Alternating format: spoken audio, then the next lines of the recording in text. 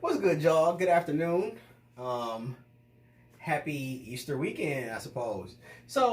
I didn't come on here last Saturday. My weekend got crazy, and actually, I didn't even have a chance to promote this live this weekend or today because my Saturday, whatever. But we're here now, so let me get into it. I want to talk to you all about something that is near and dear to my heart, and I said, do not let your taste buds psych you out. Because what happens a lot of times is we get so focused on what's happening in here, we get so caught up on, okay, I like the taste of this, but then we don't think about what is happening through here. You know what I mean? So like for people who don't like water, for my people who don't like vegetables, or basically consider eating healthy to be nasty, what you're saying is you're letting this 15 to 20 minutes of what you're putting in your mouth dictate what is happening 6 to 8 hours through digestion in your body. Okay, what your taste buds want is not necessarily what your body needs. And so once we make that realization and make that connection, we can start to look at food a bit differently. For instance, if there are things that you don't like, there are so many ways to season and prepare foods differently, so therefore you can get it to taste kind of like how you want, and so therefore it still doesn't lose its nutritional value. Like, let's start with water. Like, I am definitely a self-described water snob, and I will 100% say all water does not taste the same. Like, I'm not going to drink tap water. You're not going to find me drinking tap water. But even in bottled water does not taste the same to me. Like, for instance, I personally do not like Dasani, Aquafina, Deer Park water, and you can get my attention with Nestle Pure Life, but then from there it would be like, even here in Michigan we have Absol Pure, which is pretty good. You have Fiji water, Smart water, and my personal favorite, Evian, or if I want to go with carbonated, I like Perrier. All right, and flavors, Perrier flavors. And then if you're talking about in the pitcher, like Brita pitcher is okay. That's a good place to start. But then they have other pitchers where they pull the fluoride out of the water. So like your Aqua Gear, I forgot the name of the one I have upstairs right now. But my point is, all water does not taste the same. And so I would encourage you to find a brand that you like, okay, and then go in that direction. So in terms of vegetables, you may have had something, a lot of times we have things as children and we have these bad memories of the food. And so now we're like, man, I don't ever want that, whatever it is again. And, as a child, our taste buds aren't mature, or it might not have been prepared right. Like, I would say I personally hated beets. Beets were super gross to me as a child. I remember my mom putting a plate of beets in front of me, and I was thinking they were cranberry sauce, and I went in, I was like, yeah, and I ate it, and I was like, oh God, what is this? But now, I come to really enjoy beets. So what I'm saying is, our taste buds mature, or it can be something of, as a kid, you get, I know a lot of people are big on textures, and so we may not like how it feels in our mouth. It's a lot of variables in there, and then if you're trying something for the first time, it can be how it was prepared. And if you are cooking it for the first time, maybe you didn't season it right, or you didn't cook it right, you didn't cook it long enough, you cooked it too long. There's variables to all of that stuff. So my point is that, when you're trying something that's good for you for the first time, you want to give yourself a little bit of latitude in understanding, okay, this is the first time I've had it. It may not have been prepared in the best way, for me to digest it. And so maybe I can season it differently, or, cook it differently, and I may come to like it. But you want to kind of keep an open mind to water, vegetables, and fruit. Because here's the thing, the vitamins and minerals, like I know a lot of ladies out there, like I said, I've been doing this, I've been a certified personal trainer going on 23 years. And I know a lot of ladies suffer from things like, your hormones aren't balanced. You got fibroids or PCOS. And so those items are food related. Like if you're having a diet high in salt, high in sugar, they can be, you can become inflamed. You can have food allergies. So let me say this. Let's start with allergies. One thing I'm big on telling my clients is to, when we're starting out, get a regular allergy test,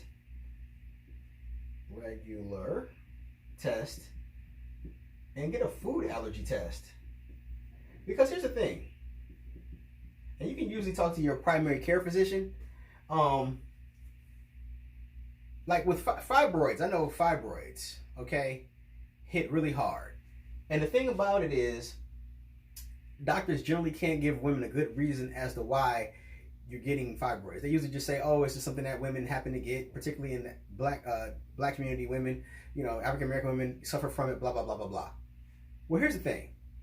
I know I'm a guy, right? So let me just put that out there in front. But I've had a little, the bulk of my clientele have been women.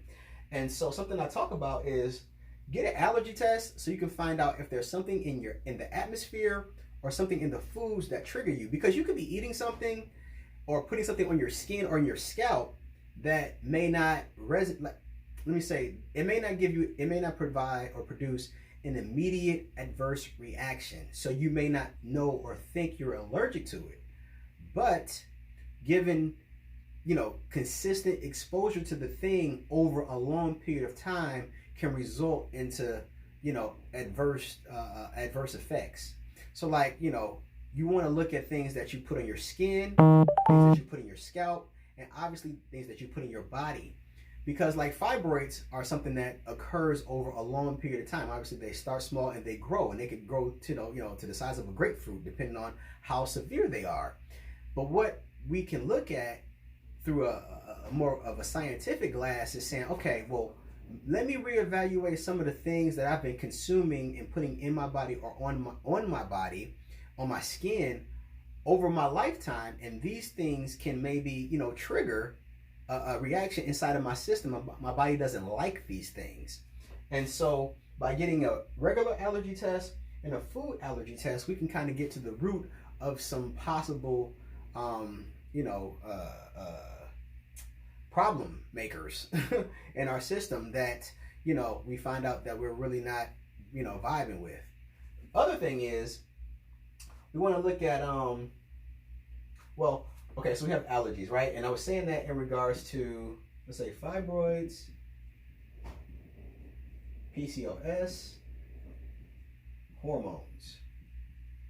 Now, one thing about hormones, I know a lot of women suffer with hormone imbalance, and then you have to deal with menopause on top of that as you get around like your mid-40s up to your 50s.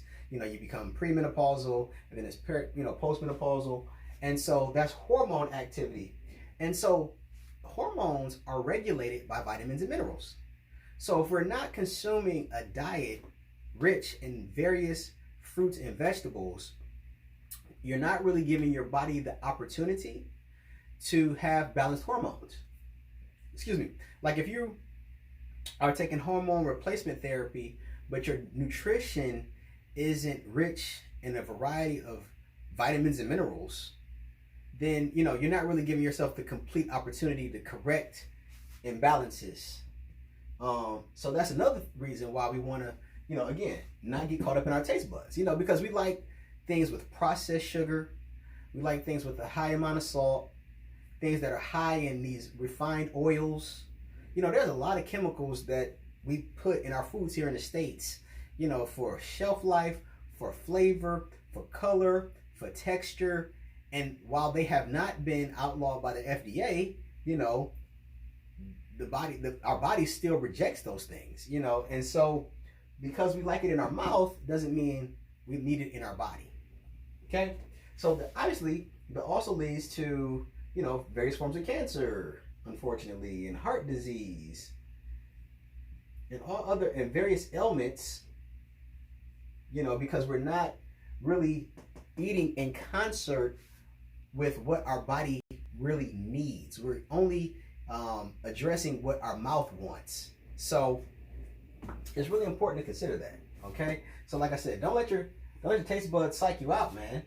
And I'm not even talking about like fat loss. Like we haven't even gotten to that yet. I'm just talking about from internally feeling better. Like that's a lot of reason why a lot of people have a difficult time getting in a good exercise regimen, because they don't feel good enough they don't feel well enough in their own body to take that first step. You know, like, here's the thing. Depending on what you're eating before you go to bed, that can affect your sleep.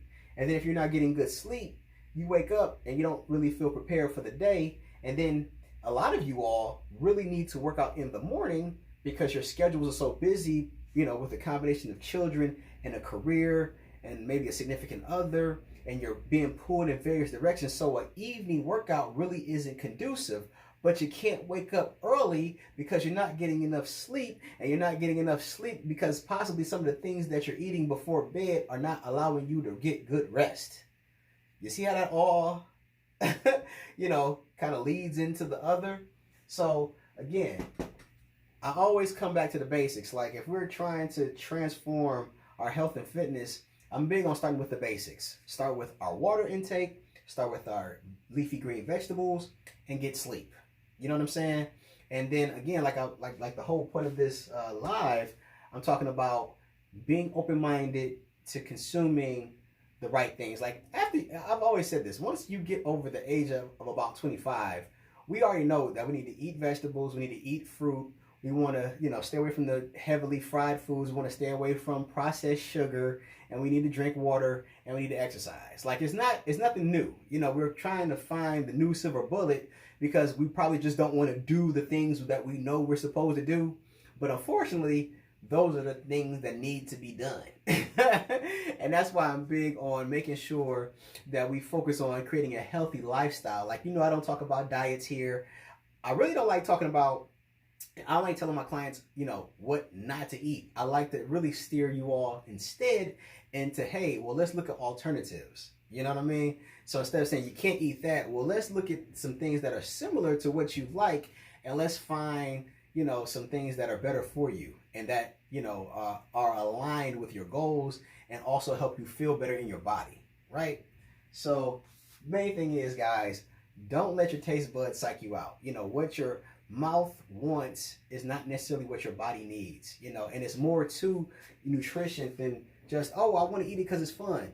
You know, because a lot of times you eat stuff, and if you take a step back and take a minute to kind of feel how your body responds, you may feel sluggish. There may be, you know, irritable bowel syndrome, or you know, just have brain fog. You know, and some of you all watching this are not regular, so you're not going and having a bowel movement every day. That's a problem. You should have a bowel movement every day. And if you're not doing that, then you need to look at what you're eating. You know, it's interesting too, because I know a lot of folks out there, you know, say, well, I'm not really hungry through the day. I find myself snacking. You are hungry. Your body wants nutrition, but you're not giving it the right things. And so you want to look at eating more complete meals. Like, you want to have the lean source of protein, like, you know, chicken, turkey, fish, or plant-based protein, you know, maybe some beans or something that agrees with your system, some kind of vegetable, and a healthy fat, you know, and instead of, like, you know, picking from the dish, or, you know, the candy dish, or going to the vending machine. Like, you do want food, but you're just not eating the right things. And so your body is like, I can't really exist off of this. So hope that made sense. Let me come around and see if there are any questions.